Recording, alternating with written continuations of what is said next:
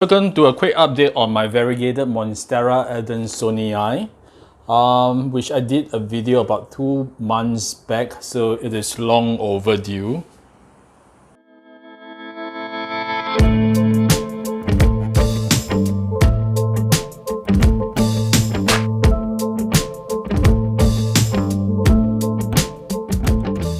Right, I was supposed to repot this into a proper potting medium. As you can see, it is still sitting in this sphagnum moss after 2 months, but I've added some slow release fertilizers in there, so I guess that helps with the growth.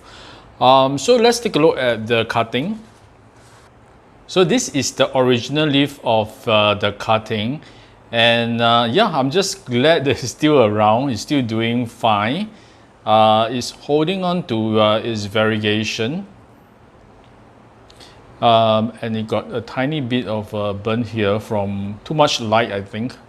And 2 months back, you recall there was a small growth, and this is what becomes of it.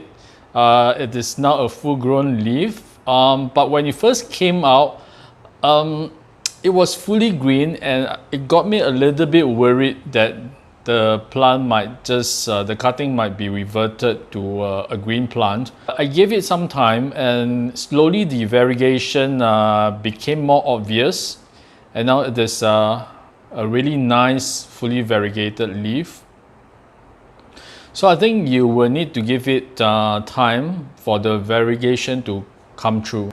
So this is the latest leaf that just unfurled. It's still very soft, and as you can see, there is no variegation currently on the leaf, but I can see there is actually quite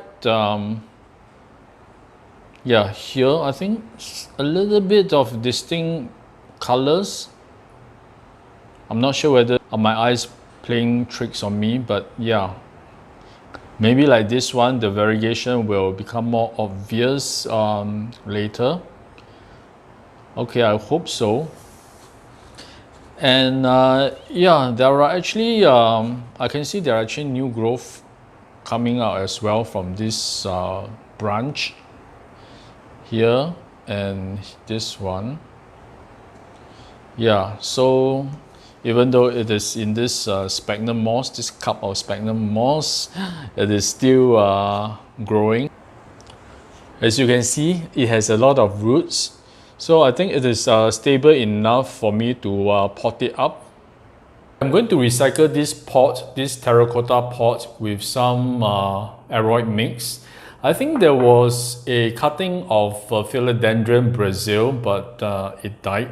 So I'm not going to waste this. See whether it's this big enough for this adansonii cutting. I don't think the root ball is very big, so this should be sufficient. This is the part I dread most, to remove rooted cuttings from sphagnum moss. It can be a little bit challenging to yeah, separate them, but I guess you have to do it, so let's do so now. I'm going to gently squeeze this plastic cup at the base.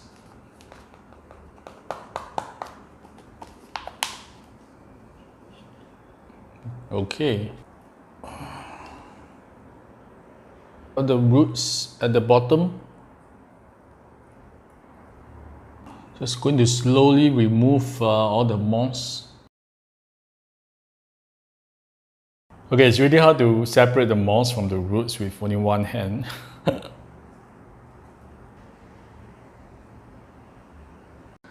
I want to remove as much moss as possible from the roots because I don't want it to rot the roots when I pot it up and I water the plant. Alright, I managed to remove most of the sphagnum moss. So these are the roots of the cutting. See how much they have grown.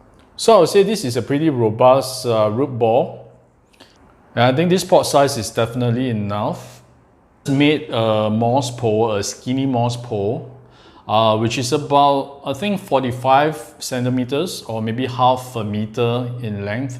The portion with the sphagnum moss is only about maybe 30 cm. Okay, this is not the prettiest, but it will do. So I hope this pot is able to hold up this moss pole, but luckily this is terracotta pot, so it's pretty heavy. I'm going to save this sphagnum moss for rooting other cuttings. Okay, let me remove the potting medium first.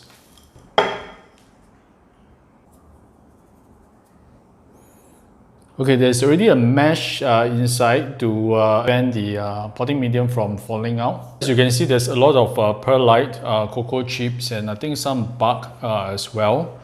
So this is really porous, which is good for an epiphyte like this adansonii. Okay, I'm just going to place a little bit back in.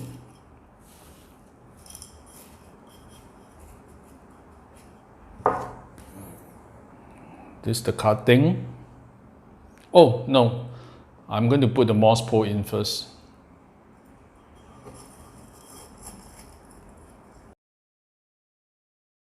The cutting.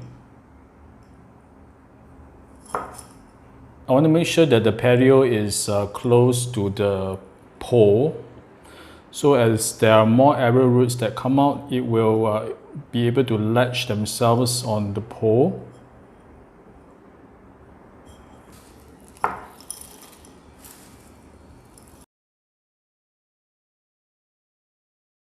Right, so this is done. I'm just going to use this string to tie the cutting to closer to the pole.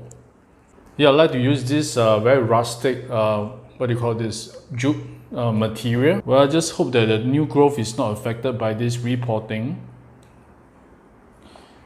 Just want to be really gentle.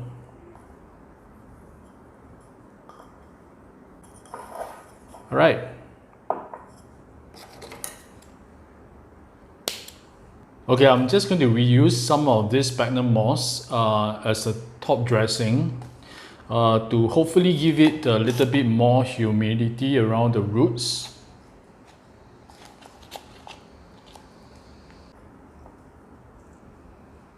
Okay, lastly, I'm just going to give it some water to keep it moist, because this cutting has been sitting in this very moist sphagnum moss for 3 months now. And for the first week, I'm just going to keep it a little bit more moist than usual. I'll water it more frequently. But after the first or second week, I water this like a Monstera, which I know doesn't really like to have very wet feet. And of course, I'm going to keep the moss pole moist as well to encourage the arrow roots to attach themselves to it. Thank you for watching this update of this variegated Monsteraadansonii.